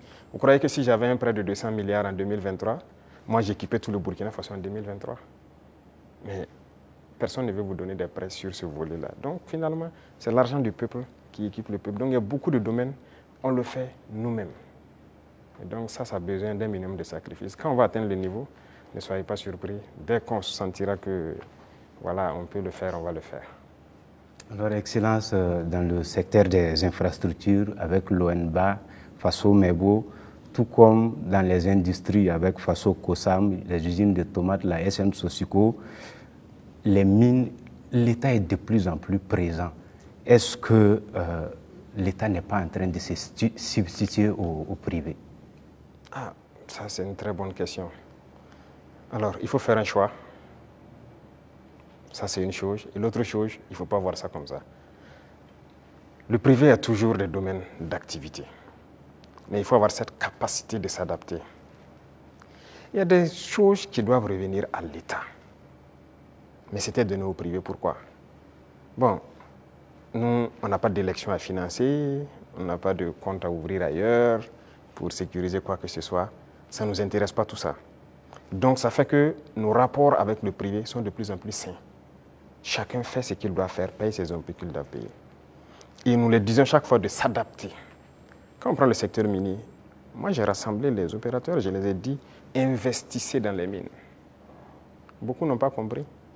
Il y a un en tout cas qui a commencé à investir. Et je pense que dernièrement, je l'ai reçu, on a dit que moi je l'ai ouvert les yeux, qu'il ne savait pas qu'il y avait l'argent là-bas. Pour lui, c'est l'import-export. Il dit l'import-export, vous ne faites que sortir nos devises. Et le peuple ne travaille pas. Ça, c'est un exemple. Donc, il est en train de se muter un peu. Moi, le ministre de l'Agriculture, vous vous souvenez, il a fait des sessions à Bobo, il a rassemblé les opérateurs économiques quand on voulait lancer les Bagré-Pôles et tout ça, la relance de l'activité, l'offensive. Mais je peux vous dire aujourd'hui, personne n'a investi. J'ai dit d'accord, j'ai fait faire le point de bilan de l'offensive, puisque nous sommes en 2025. Au ministre, et la part que le privé devait prendre pour investir dans nos pôles de croissance, je lui ai demandé quels sont les privés qui ont pu investir dans la terre et tout ça. Il dit personne. C'est ceux qui étaient déjà dedans, les producteurs de semences, ces trucs qu'on a d'ailleurs encouragé, les coopératives, c'est eux qui ont continué. Mais les grands opérateurs, je lui ai dit, oui, il ne faut personne. Il dit d'accord, très bien. Ne soyez pas surpris que demain je dise, personne ne prendra de l'argent pour amener à l'extérieur pour payer du riz venir. Vous investissez pour cultiver le riz. Il faut savoir muter. Il faut savoir s'adapter à l'idéologie de ceux qui dirigent. Donc le secteur privé aura toujours quelque chose à faire. Mais il faut s'adapter au contexte. Parce que si on laisse tout aux mains du privé, il n'y aura pas de pays. C'est ce qui était déjà là. Quand on prend le CCVA, lequel d'entre vous n'a pas de véhicule qu'on contrôle? Vous osez prendre votre véhicule rouler sans visite contrôle technique? La police va vous arrêter. La police, c'est qui? C'est le peuple qui paye, c'est ceux qui sont mandatés pour faire cette police par le peuple. Si la police doit contrôler des véhicules pour vous obliger à prendre la visite technique, et cette structure appartient à un privé, a été privatisée. De l'argent, je dirais gratuit, privatisé. Vous trouvez ça normal? La Sosico, c'était privatisé. Beaucoup de sociétés sont privatisées. Mais ça peut faire rentrer de l'argent pour l'État et que l'État doit travailler pour tout le monde. Si vous privatisez tout, on fait quoi? L'État gagne l'argent où? On ne veut pas construire notre pays? On veut rester comme ça, dans ce qu'on connaît là? Nous, on veut construire. On veut produire, on veut que tout le monde vive bien et en paix. On veut voir nos enfants dans d'autres types d'écoles. On veut que notre pays se développe. Et pour ça, l'État doit être responsable et prendre ses responsabilités dans certains domaines. Même le secteur des mines, on est en train de racheter. Il y a les deux premières mines qu'on a décidé de racheter, ce n'est pas qu'on a retiré, on a racheté. Et vous avez suivi, c'est près de 100 milliards. Mais c'est l'État qui a payé pour racheter ces mines. Et c'est nous exploitons maintenant. Et on fera comme ça. Même les parts que j'ai dit qu'on va prendre, on va racheter des parts. Il faut que l'État soit fort. Si l'État n'est pas fort, vous n'avez pas de pays. Ça, il ne faut pas se leurrer. Le capitalisme ne peut qu'être sauvage. Si vous laissez le capitalisme se développer à un certain niveau, finalement, vous allez vous perdre. Vous, si vous faites une industrie tout de suite pour fabriquer je ne sais pas quoi, vous voulez faire du profit. Au début, vous pouvez mettre une usine qui emploie peut-être 500 personnes. Et au fur et à mesure, vous robotisez. Finalement, votre usine, vous n'avez que 10 personnes devant un ordinateur qui travaille. Les 490 sont au chômage. Nous, on est contre ce système. On régule aussi. Certes, digitalisé, mais une certaine robotisation, on est contre. Donc, on a une idéologie qu'on va dérouler au fur et à mesure, mais il faut que les gens s'adaptent à l'idéologie. C'est pour le bien-être de tout le monde. Sinon, on va se retrouver dans des situations très inconfortables. Voilà. Monsieur le Président, est-ce que ça veut dire que vous vous attaquez à l'économie de marché, qui est enseignée aujourd'hui en sciences économiques et avec lequel les systèmes, les jeunes économistes grandissent? Parce qu'aujourd'hui, l'État vend du yaourt à travers Faso Kosam. Vous avez annoncé les Fasoyards. On se demande quand vous allez ouvrir les premières boutiques. Tout ça, vous prenez progressivement la place du privé. On ne sait pas quand ça va s'arrêter. D'abord, j'ai dit au ministre de l'Enseignement supérieur de me changer. D'abord, la carte universitaire a changé, mais le curricula de changer tout. Pourquoi on doit forcément apprendre leur manière de faire l'économie? On n'est pas en mesure de créer. Est-ce que c'est Dieu qui est descendu, encore, comme j'aime le dire, créer, asseoir des gens, créer l'école? Ce sont des gens qui ont inventé, qui ont créé des concepts et qui ont créé l'école. Ce sont des êtres humains qui ont créé l'école. Donc, qui ont mis des programmes, ainsi de suite. Le programme aux États-Unis est différent du programme en France, différent du programme en Angleterre, ainsi de suite. Chacun a sa manière d'enseigner sa population pour atteindre le niveau qu'on souhaite. Donc, nous aussi, on va créer notre modèle. Justement, c'est ce qui nous met en retard. Malheureusement, notre modèle d'école n'est pas bien. On a pris pour les autres, adapté, et finalement, on forme quoi? Ok, on forme beaucoup d'économistes dans ce concept. Est-ce que ça marche? Est-ce que ça marche? Ok, nous, on est en train de changer de système. Est-ce qu'on fait des progrès ou pas? C'est là la question. C'est toute la question comme ça. Il a parlé de l'ONBA, de trucs. Il y a des barrages qui étaient endommagés depuis des décennies, ensablés ou quoi. Cette saison, l'eau est dedans. C'est par notre système qu'on est arrivé à remettre en œuvre ces barrages-là. Les populations vont produire, pendant la saison pluvieuse, vont produire toute l'année et ils sont bien contents. Et ils ont de l'eau potable aussi, à travers l'ONEA, par ces barrages-là pour boire. Et on va continuer comme ça. Est-ce qu'on fait ça ou bien on s'assoit, on dit non, tout doit être pour le privé? Et d'abord, cette question de privé, il y a des gens qui avaient une mentalité rétrograde, encore politicienne. Et nous avons dit aux gens de changer. Vous avez bien suivi les sorties de certains ministres. Ok, on vous donne un chantier, vous prenez l'avance de démarrage et tout, et vous faites ce que vous voulez. On vous donne un chantier de bas-fond. Dans le contrat, vous devez finir en mai pour que les paysans puissent accéder au bas-fond et puis cultiver. Vous prenez votre avance et vous vous baladez, vous faites ce que vous voulez. En avril, on passe, on regarde, vous n'avez rien fait. Vous dites non, non, non, vous partez à votre rythme, c'est comme ça. On vous contraint, vous finissez le bas-fond. Il y en a qui ont travaillé, il y en a même qui travaillent de nuit jusqu'à aujourd'hui pour atteindre les objectifs. Pas qu'ils ne peuvent pas, mais c'est une mentalité. Et tant que le privé aura cette mentalité, ça ne va pas marcher. Moi, je vous ai dit qu'on a près de 1000 ans de retard même. Il faut rattraper. On est dans les années 1000, à la rigueur 1800.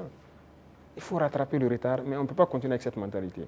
Donc, on invite les gens à changer et à s'adapter. Vous parlez des yaourts, par exemple. Est-ce que le marché est saturé? Non. On importe. J'aimerais voir les privés rentrer dans le yaourt. Pourquoi on n'importe plus? Nous avons pris des textes pour dire que lorsque quelque chose se produit au Burkina Faso, pour pouvoir importer, il vous faut une autorisation spéciale d'importer. Ce qui stipule que vous devez payer ce qui est à l'intérieur.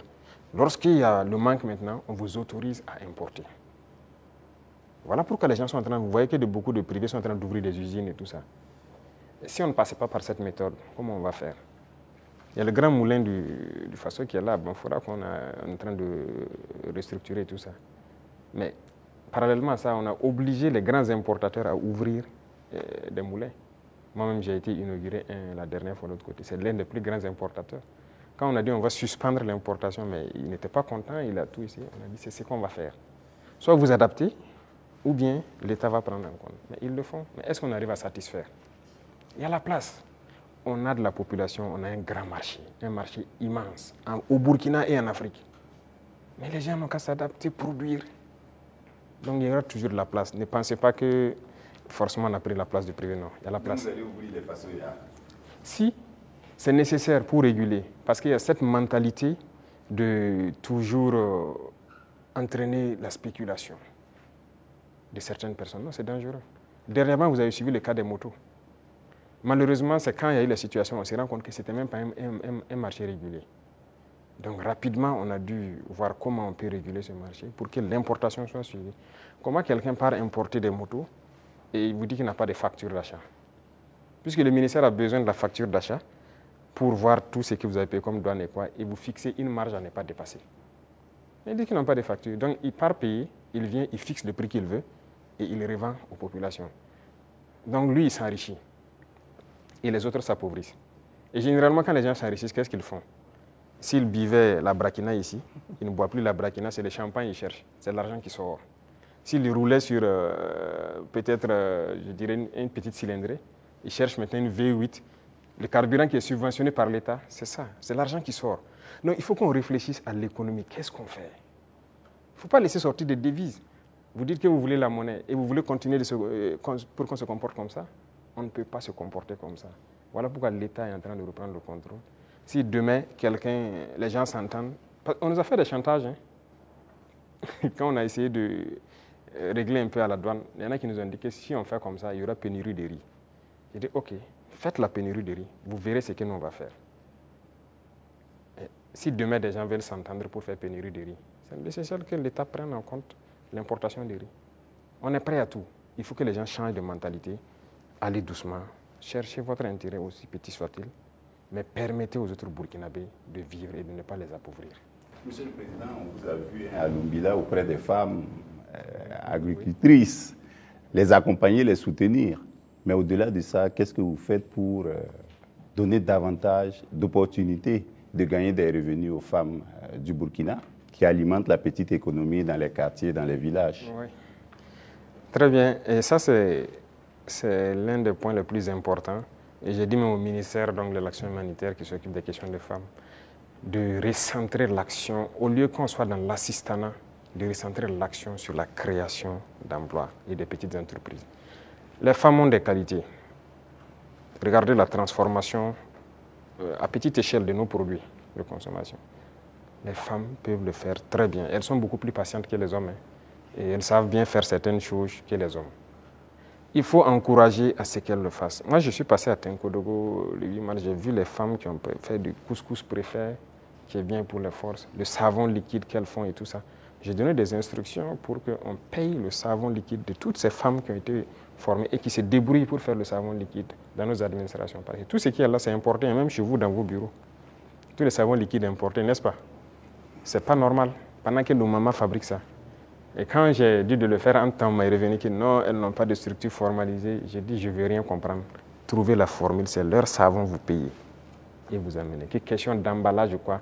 Même si moi, vous m'amenez dans mon bureau avec les bidons recyclés des eaux de boisson, là, je vais utiliser. Ce n'est pas grave. En attendant qu'on ait ce qu'on... Pour qu'on veut le luxe, acceptons nos réalités, transformons ce dont on a besoin et consommons ça. Et on va évoluer au fur et à mesure. Une dame qui peut se transformer du savon à petite échelle, si on l'accompagne en lui donnant des marchés trucs, demain elle peut avoir une grande entreprise qui produit et qui exporte. Voilà la mentalité qu'il faut qu'on développe. Et donc j'ai dit au ministère là, de ne plus être là dans l'action humanitaire, l'assistanat, non.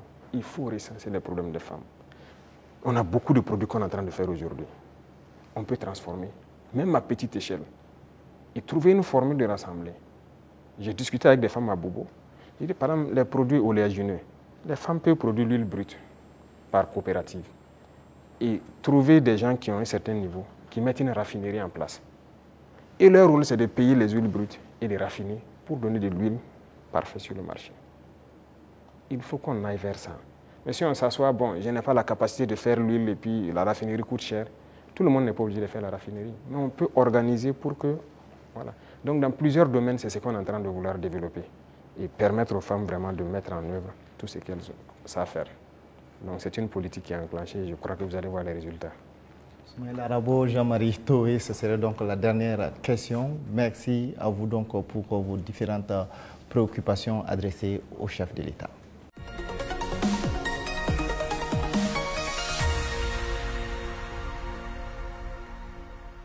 Excellence, nous accueillons à présent Sekou Tangara de la télévision Africable et Abdou Zouré de Faso 7.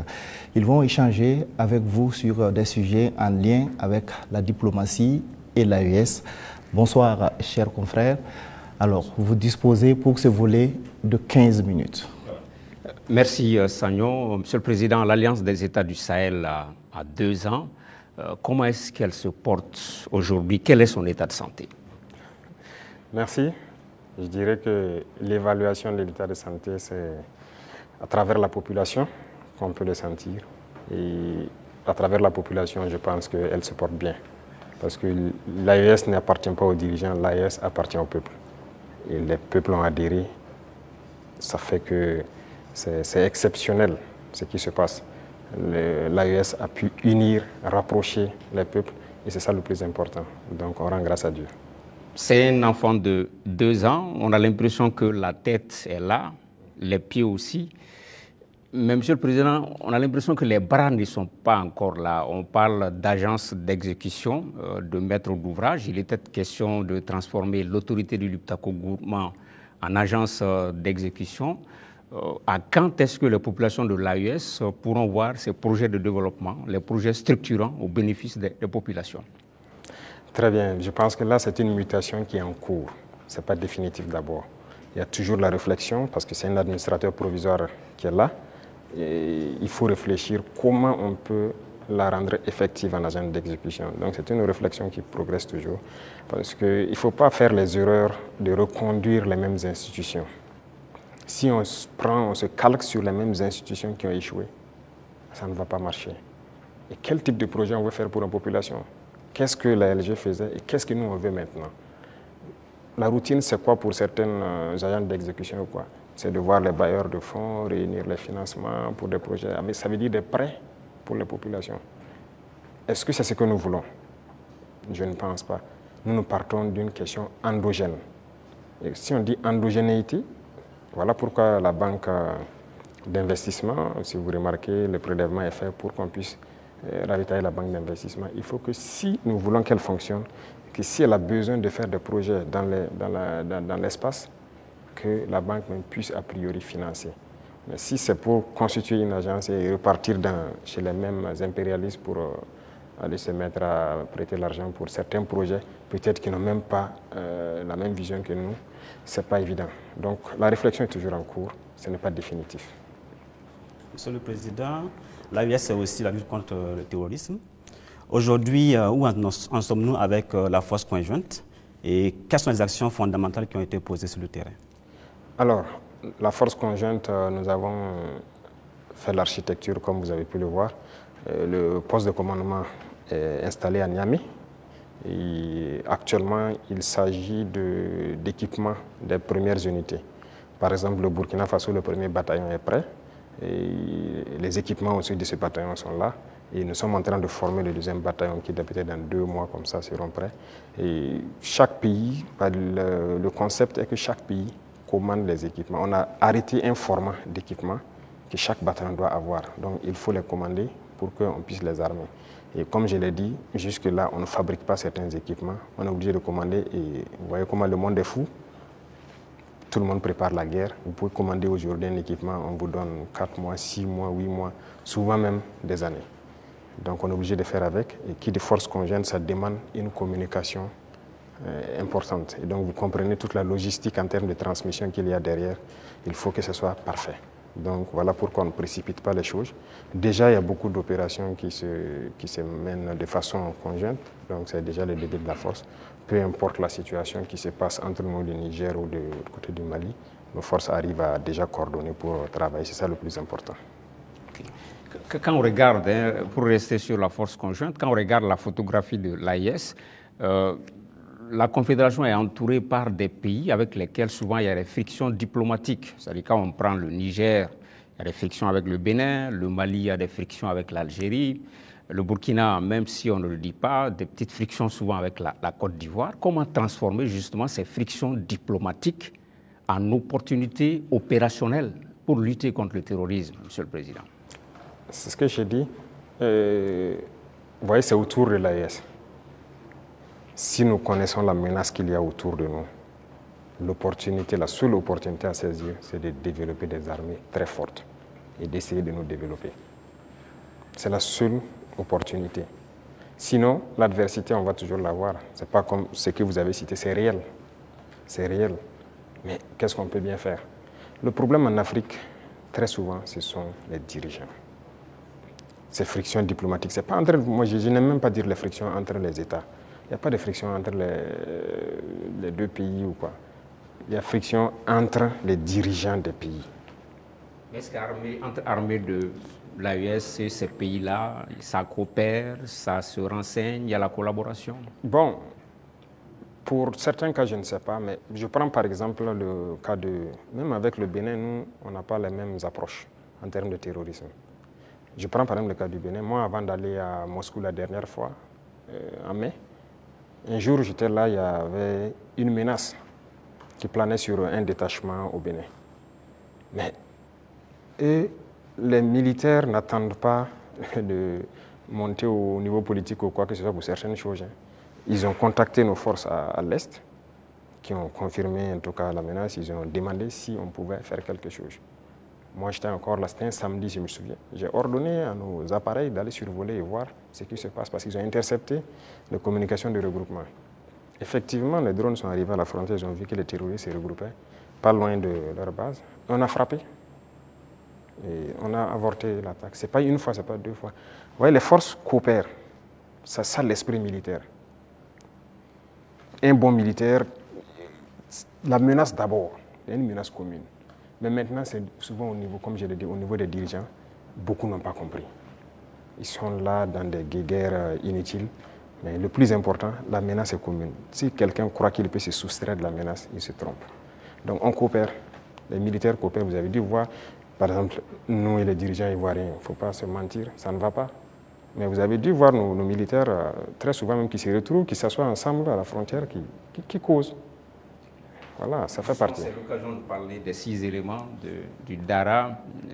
Où est-ce qu'on en est?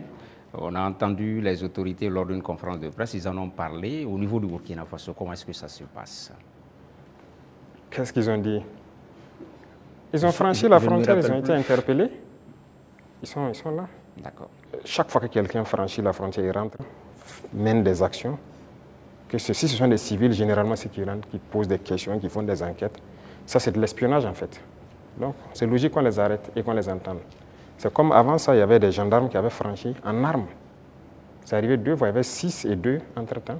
On les avait arrêtés, on les avait amenés jusqu'à Ouagadougou avec les armes, on les a auditionnés. Mais un jour, le ministre de la Défense m'a dit que son homologue l'a appelé et plaidé si on peut les libérer. J'ai vu les services de renseignement et j'ai dit, bon, écoutez, s'ils ne sont pas rentrés avec une mauvaise intention et tout, fraternité d'armes et tout ça, il faut les libérer. Le même jour, ils ont été libérés. Et nous aussi, nous espérions que les Ivoiriens, il y a des civils burkinabés en prison, qu'ils les libèrent. Malheureusement, c'est 2 ou 3 jours après, on apprend le décès de notre frère en prison. Et les autres qui sont en prison sont toujours en prison. Et même ce sont des civils, des commerçants. Écoutez, ça, c'est pas de la bonne collaboration. Donc, pour les 6 éléments, on attend. On n'a rien reçu d'abord comme approche ou quoi que ce soit. Pourtant, le porte-parole du gouvernement ivoirien a indiqué qu'ils espèrent, qu'ils privilégiaient la voie du dialogue avec le Burkina Faso. Il a dit en conférence de presse le mercredi passé. On les attend. Nous aussi, on avait privilégié la voie du dialogue. On espérait aussi qu'ils libèrent nos civils innocents et qu'ils viennent. Mais un est mort dans leur prison qui n'est même pas une prison conventionnelle. Donc, écoutez, chacun assume ses actes. Et nous, on n'a pas l'art de mentir. Ce qui est réel, on le dit. On n'a pas de personne à nous approcher d'abord. Donc la situation est telle qu'elle. Voilà. Les relations entre l'AES et la CEDEAO sont claires, elles sont limpides, c'est la rupture. on se pose des questions par rapport à l'UEMOA. Récemment, lors de la conférence des ministres des Finances de l'UEMOA, il était question que ce soit le Burkina Faso qui préside la conférence des ministres. Ça n'a pas été le cas. Comment est-ce que cette question a été abordée au niveau du collège des chefs de l'État de l'AES? Quelle lecture vous en faites? Non, ce n'est pas surprenant. Nous, on était préparés à ça, ce n'est pas surprenant. Vous voyez, il y a des gens qui se prévalent de gouverner toute l'Afrique de l'Ouest et qui sont les... Ça ne marche pas avec nous. Ça ne marche pas, on les a dit clairement. Moi, j'ai des gens avec certains chefs d'État, j'ai dit ça ne marche pas. Y a-t-il de quoi quitter l'UEMOA, Monsieur le Président? Mais s'il y a nécessité. Et peut-être on tend vers ça. Si on ne peut pas gouverner, qu'est-ce que vous voulez? On cherche. Ça a été le même cas que la CEDEAO. On nous pousse vers la porte, ben on va partir. Donc on les regarde. La balle est dans leur camp. En préparant l'émission, Monsieur le Président, en préparant l'émission, on a appris que vous aimez cette formule « tout est urgent ». Au sein de l'AIS, est-ce qu'il y a plus urgent, même dans la hiérarchisation des urgences, qu'est-ce qu'on peut privilégier aujourd'hui? Les urgences au niveau de l'AIS? Oui. C'est la question sécuritaire. C'est le plus urgent. Et vient maintenant la question du développement qui est liée à la question sécuritaire. Il faut qu'on libère nos terres et qu'on sécurise nos populations. Ça, c'est l'urgence absolue. Donc, tout l'effort, toute la concentration, même nos tâches quotidiennes doivent être orientées vers ça. Chaque fois qu'il y a un incident, en tant que chef d'État, on doit être au courant et on doit s'intéresser, on doit trouver des solutions et ainsi de suite. C'est ça qui est le plus important. Et réfléchir constamment, récupérer nos terres, sécuriser, faire en sorte que même dans 100 ans, cette situation n'arrive plus. Monsieur le Président, l'AES, c'est un même peuple, c'est un même destin. On est curieux de savoir comment les autres pays de l'AES perçoivent la révolution burkinabé. Peut-être qu'il viendra en révolution. C'est une étape. Mais il faut savoir que le Burkinabé est intrinsèquement révolutionnaire. C'est le même peuple, par la mentalité actuellement qu'on a réussi à inculquer. Mais fondamentalement, vous-même vous êtes Burkinabé, vous savez que nous, n'est pas facile. Le Burkinabé est intrinsèquement révolutionnaire. Ça fait que la révolution passe plus facilement. Voilà. Même quand on ne faisait pas la révolution, les gens même réclamaient la révolution. Donc, les autres, ils vont aussi proclamer sûrement, j'espère. On n'a pas le choix que de faire une révolution. Sinon, tout autre concept ne marchera pas. Voilà, il faut révolutionner. Ben, merci donc à vous pour ces différentes questions relatives donc à la diplomatie et à l'AES.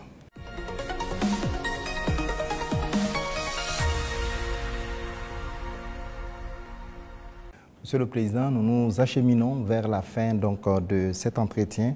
La 5e et dernière rubrique concerne la géopolitique régionale et internationale.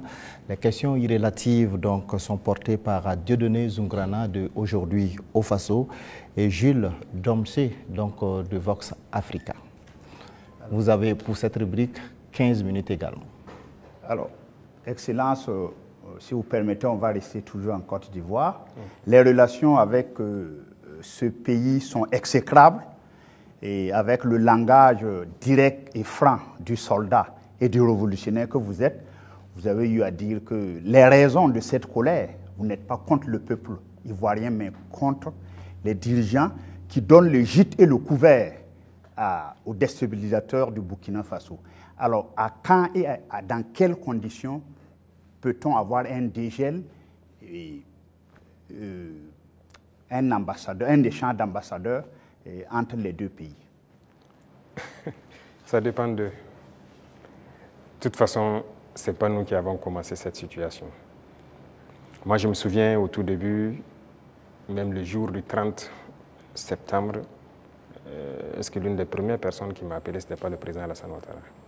Et après, son petit frère est venu par 2 fois nous voir et tout ça. C'est vrai, on peut dire que les relations étaient bonnes, mais il a voulu qu'on suive une certaine direction. Mais comme vous avez dit, en tant que révolutionnaire, nous savons que nous ne sommes pas là pour ça. Nous étions là pour la révolution. Et la révolution, c'est une rupture. On ne peut pas suivre une certaine politique. Et donc, petit à petit, les relations ont commencé à ne pas aller. Et comme vous l'avez constaté, tous ceux qui ont voulu peut-être certains privilèges, quoi que ce soit, n'ont pas eu, se sont mis à se mettre contre nous, se sont déployés là-bas, sont entretenus, sécurisés et tout. On sait de quoi on parle. parce qu'ils savent aussi de quoi on parle, pour agir contre nous. Il n'y a pas quelqu'un qui a quitté la Côte d'Ivoire et qui était venu ici en son temps. Nous avons observé ça pendant près de 2 ans. On les a parlé plusieurs fois. Ils nous ont dit non, il faut qu'on passe par les règles de l'art, il faut que la justice émette des mandats et tout ça. On a fait tout. Ils ne répondent pas. Monsieur le Président, ça ne marche pas. J'embraye avec la question de mon confrère pour rester sur la Côte d'Ivoire. Comme vous le savez très bien, la Côte d'Ivoire a une élection présidentielle cette année, dans quelques mois. Est-ce que c'est quelque chose qui vous intéresse? Ça nous intéresse d'autant plus qu'on a beaucoup de compatriotes en Côte d'Ivoire quand même. Et on craint qu'il y ait des violences. Et ça, ce n'est pas forcément la bienvenue. Parce que nous avons vécu malheureusement les années passées aux violences en Côte d'Ivoire avec les opérations Bahiri. Tout le monde a subi ça au Burkina. Aujourd'hui, vraiment, nous ne souhaitons pas qu'il y ait des violences. Tout à l'heure, vous avez semblé dire quelque chose. Je voudrais que vous précisiez, parce que c'est un peu très sensible selon moi. Est-ce que vous semblez nous dire qu'aujourd'hui, la Côte d'Ivoire servirait de base arrière à une organisation visant à déstabiliser le Burkina Faso? Ça, même plus que ça. Base arrière à une organisation servant à déstabiliser le Burkina.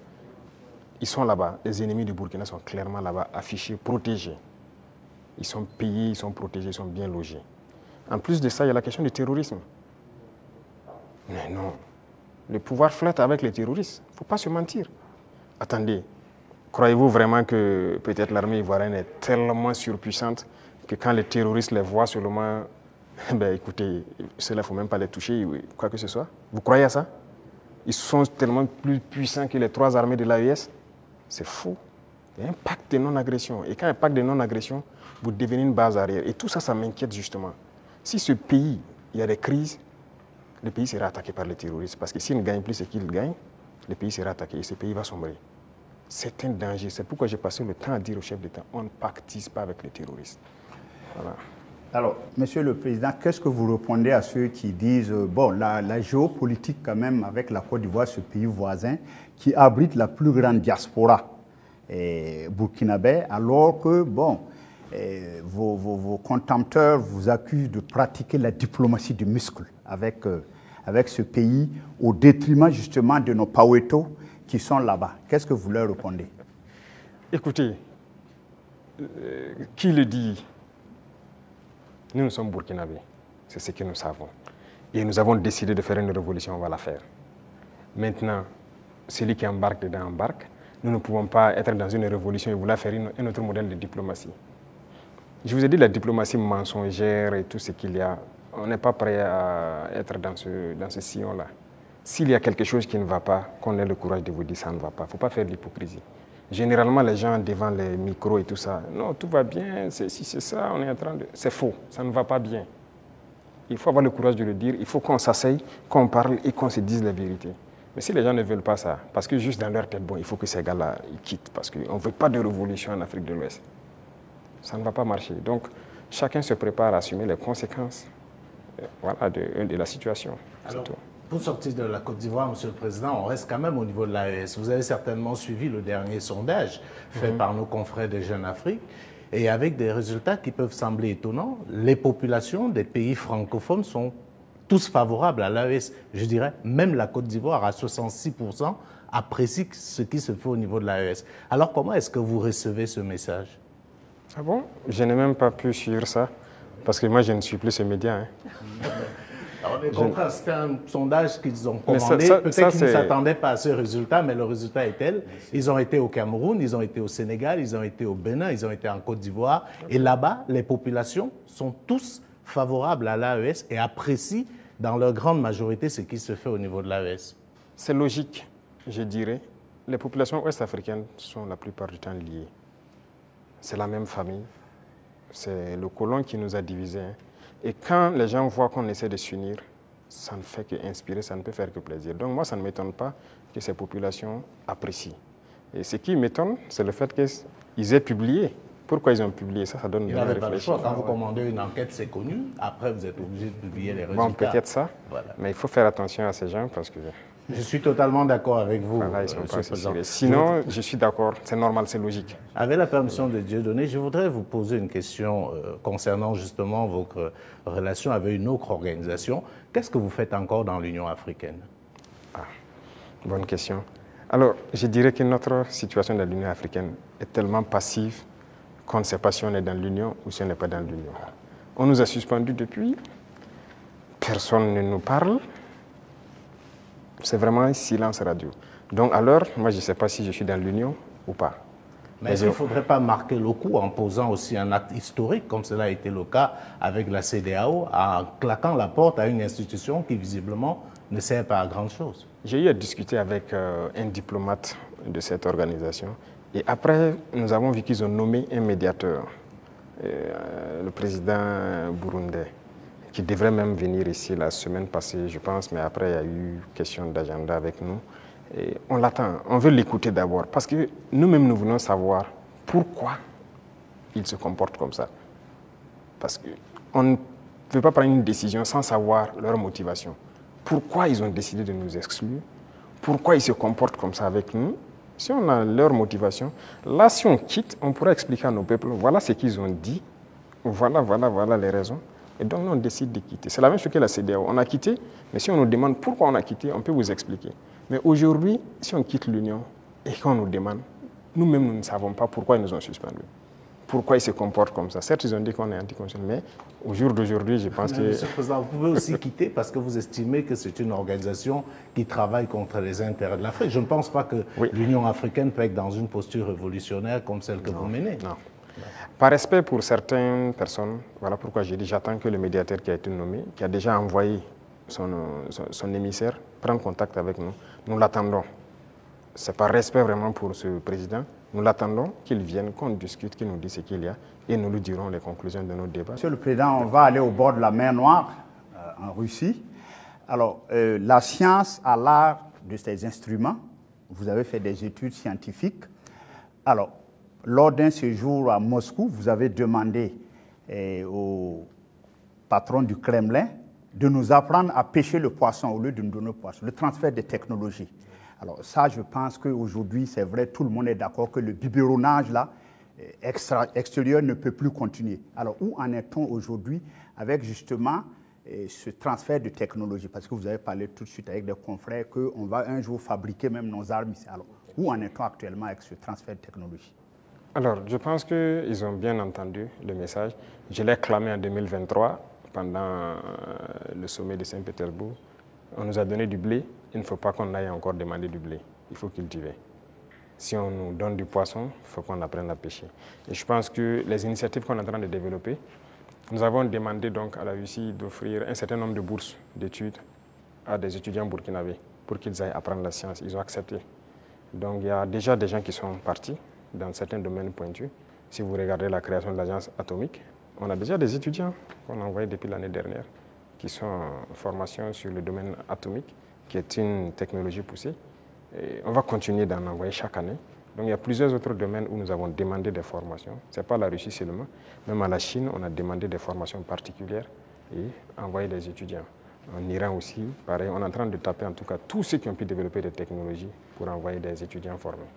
Alors géopolitiquement, bon, le capitaine président Ibrahim Traoré aujourd'hui a mis le Burkina sur orbite, comme à l'époque un Sankara. Qu'est-ce que ça vous fait aujourd'hui? Bon, un pays comme le Burkina, bon, certains disent un petit capitaine. Qu'est-ce que ça vous fait géopolitiquement aujourd'hui d'être au pinacle? Écoutez, est-ce que vous avez toujours la tête sur les épaules? Un renforcement la tête sur les épaules, c'est une charge. De voir, c'est une mission globale qui nous a été confiée. De voir que tout le monde entier s'intéresse au Burkina, je ne dirais pas une pression, mais c'est une charge. Et c'est une responsabilité. Et on doit de l'assumer avec toute la concentration nécessaire. On n'a pas le droit de faillir. Qu'on le veuille ou pas, nous allons aller dans le sens des peuples. Parce que c'est eux qui ont fait valoir cela. Donc, on l'a vu, le Burkina est vraiment en orbite, comme vous le dites. Et nous travaillons à maintenir le Burkina dans cette posture, à être le pays des hommes intègres, à être le pays modèle, à être le pays qui va quitter cette situation de sous-développement être dans quelques années un pays très développé, faire un miracle, parce que c'est ce à quoi les gens aspirent. Et aussi pouvoir donner notre part de voix et de tout ce qu'il y a, voilà, pour le bonheur du monde, si je peux dire. Depuis que vous êtes chef d'État, vous voyagez très peu. Oui. Le seul pays en Afrique où vous êtes allé, c'est probablement la Russie, si je ne m'abuse. Et on a vu vos homologues africains aux États-Unis, avec une sorte de photo de classe, avec le président Trump. Et je vous donne un commentaire d'un ami à moi qui me disait « Le capitaine Traoré n'aurait jamais accepté ça ». Est-ce que c'est vrai? Écoutez, moi je voyage peu, comme vous l'avez dit. Et je suis parti en Russie 2 fois, mais pour des objectifs bien précis. Il se peut que j'aille vers d'autres partenaires pour des objectifs bien précis. À part ça, je ne compte pas aller faire le tour du monde comme les autres le font. Parce que pour moi, il faut rester concentré, travailler pour son pays. Le président Trump lui-même, il a dit « America first ». C'est l'Amérique d'abord, il travaille pour les intérêts des Américains. Et donc moi, je travaille pour les intérêts des Burkinabés. Si je n'ai pas d'intérêt là-bas, qu'est-ce que je vais aller faire? Alors, l'un des grands sujets géopolitiques actuels, c'est bien sûr le conflit israélo-palestinien. On voit des États prendre de plus en plus position. On a vu des États occidentaux, européens, pour ne pas les nommer, dire qu'ils vont reconnaître, et c'est un signe fort, l'État palestinien. Mais comme d'habitude, l'Afrique est quasiment silencieuse. Elle est dans la position attentiste. Est-ce que vous, du Burkina, vous pouvez donner une position qui permet de comprendre un peu ce que pense l'Afrique par rapport à ce qu'on est en train de vivre aujourd'hui dans la bande de Gaza? Je ne peux pas vous donner une position qui permet de voir ce que pense l'Afrique. Certains Africains ou certains dirigeants africains. Parce que beaucoup de dirigeants africains ont une autre manière de voir les choses. C'est le malheur de l'Afrique, si je peux le dire, on n'est pas unis. On ne voit pas de la même manière. Certains ont peur, certains on les met liés, certains sont là pour les intérêts d'autres personnes. Écoutez, l'Occident a amené des gens qui ont grandi chez eux, tout faire chez eux, venir les mettre chefs d'État en Afrique. Hein. Donc c'est eux qui contrôlent tout ça. Et donc l'Afrique ne peut pas avoir une opinion. Mais je sais qu'au fond de tout un chacun, personne n'aimerait voir ce qui se passe là-bas, se passer chez lui. Mais malheureusement, sur le continent africain, il y a une situation pareille. Au Congo, qu'est-ce qu'on fait même pour le Congo? En République démocratique du Congo. Ça fait combien de millions de morts depuis combien de temps? Nous-mêmes, nous sommes en guerre.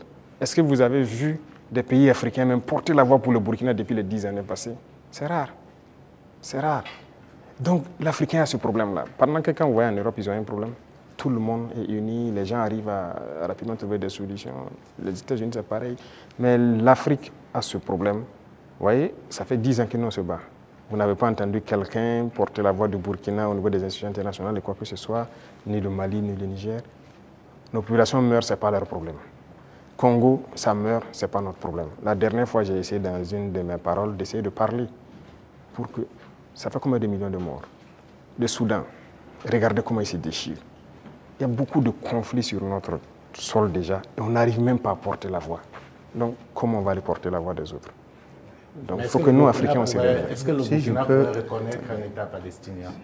Est-ce que le Burkina est prêt à reconnaître l'État palestinien? Pourquoi pas? C'est un État. C'est un État. Pourquoi on ne va pas reconnaître un État palestinien? Non, moi, ce qui se passe, c'est très grave. Je pense que l'État palestinien existe et doit exister. Sinon, cette guerre ne finira jamais. Là où nous partons, ça ne finira jamais. Pendant que vous croyez que ça va finir, ça reprend de plus belle. Et on va continuer comme ça. Mais je pense aussi qu'il y a beaucoup de parts de responsabilité des pays autour là-bas. Parce que c'est leur région et les gens doivent pouvoir donner la voix pour trouver une solution à ce conflit. Voilà. Et quant à nous, on continue de se battre ici. L'État burkinabé qui doit demeurer, c'est ça qui est le plus important. Et on se bat pour notre État burkinabé. Voilà, Monsieur le Président, nous sommes donc au terme de ces 90 minutes face à la presse. Merci pour votre disponibilité et merci pour cette belle opportunité offerte à la presse nationale et internationale. Mais avant de nous séparer, Monsieur le Président, est-ce que vous avez un message particulier à l'endroit du peuple burkinabé à l'orée du 3e anniversaire de votre accession à la magistrature suprême? Pour le peuple burkinabé, ça fait 3 ans que nous sommes là et qu'on chemine. Et j'ai d'abord des mots de remerciement. Des remerciements du fond du cœur. Parce que le peuple est resté concentré. Concentré pour écouter le message qu'on a véhiculé. Parce que l'une des armes importantes que nous avons utilisées, c'est aussi la communication. Et parce que nous avons compris que les impérialistes ont toujours utilisé la communication pour détruire l'Afrique. Parce que tout ce qui se passe comme conflit, ce sont des manipulations. Ce sont des manipulations. Regardez, je prends encore le cas du Soudan. 2 groupes sont manipulés par des puissances. Faudrait-il pas à un moment donné qu'on se parle, on s'assoit, on exploite nos ressources ensemble, on fait vivre nos populations, on va continuer à se déchirer? Tout ce qui s'est passé comme assassinat de leaders politiques en Afrique, les guerres et tout, c'est à travers la communication qu'on a manipulé. Et la communication est très importante. Et ça, le peuple burkinabé a été concentré pour percevoir le message. Et nous continuerons de communiquer pour les faire comprendre ce que nous faisons et vers où nous partons. Ça, c'est le plus important. Deuxième chose, je remercie Dieu aussi, qui a permis à ce que nous puissions, en tout cas malgré la guerre, poser des actes et communiquer sur ces actes pour que le peuple comprenne qu'un lendemain meilleur est possible. L'espoir est permis. Et tant que les gens garderont cet espoir, on va y arriver au point où nous souhaitons. Et la dernière chose, c'est cette situation sécuritaire qui est là, de rassurer que la guerre va finir au Burkina Faso. Nous vivrons en paix, nous ferons ce que nous avons à faire de nos richesses et nous allons nous développer. Ça, c'est une certitude. Le rêve que nous avons pour le Burkina Faso, nous allons l'accomplir. Nous continuerons les derniers bastions importants du terrorisme, nous allons continuer à les conquérir, comme ce qu'on a pu faire en 2025 avec cette grande vallée qui est... Je vais vous donner une position qui permet de voir ce que pense l'Afrique. Le peuple burkinabé, à l'orée du 3e anniversaire de votre accession à la magistrature suprême. Pour le peuple burkinabé, ça fait 3 ans que nous sommes là et qu'on chemine. Et j'ai d'abord des mots de remerciement. Des remerciements du fond du cœur. Parce que le peuple est resté concentré. Concentré pour écouter le message qu'on a véhiculé. Parce que l'une des armes importantes que nous avons utilisées, c'est aussi la communication. Et parce que nous avons compris que les impérialistes ont toujours utilisé la communication pour détruire l'Afrique. Parce que tout ce qui se passe comme conflit, ce sont des manipulations. Ce sont des manipulations. Regardez, je prends encore le cas du Soudan. 2 groupes sont manipulés par des puissances. Faudrait-il pas à un moment donné qu'on se parle, on s'assoit, on exploite nos ressources ensemble, on fait vivre nos populations, on va continuer à se déchirer? Tout ce qui s'est passé comme assassinat de leaders politiques en Afrique, les guerres et tout, c'est à travers la communication qu'on a manipulé. Et la communication est très importante. Et ça, le peuple burkinabé a été concentré pour percevoir le message. Et nous continuerons de communiquer pour les faire comprendre ce que nous faisons et vers où nous partons. Ça, c'est le plus important. Deuxième chose, je remercie Dieu aussi, qui a permis à ce que nous puissions, en tout cas malgré la guerre, poser des actes et communiquer sur ces actes pour que le peuple comprenne qu'un lendemain meilleur est possible. L'espoir est permis. Et tant que les gens garderont cet espoir, on va y arriver au point où nous souhaitons. Et la dernière chose, c'est cette situation sécuritaire qui est là, de rassurer que la guerre va finir au Burkina Faso. Nous vivrons en paix, nous ferons ce que nous avons à faire de nos richesses et nous allons nous développer. Ça, c'est une certitude. Le rêve que nous avons pour le Burkina Faso, nous allons l'accomplir. Nous continuerons les derniers bastions importants du terrorisme, nous allons continuer à les conquérir, comme ce qu'on a pu faire en 2025 avec cette grande vallée qui était un gros réservoir économique pour les terroristes que nous avons récupéré. Il y a plusieurs autres endroits où l'orpaillage terroriste continue et tout, pour les ravitailler. Nous allons récupérer toutes ces zones et l'espoir est permis.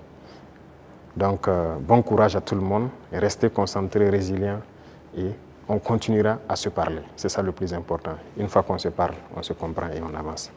Merci. Merci, Monsieur le Président. Ça sera donc le mot de fin. Merci, chers confrères, pour vos différentes questions donc adressées au président du Faso, le capitaine Ibrahim Traoré.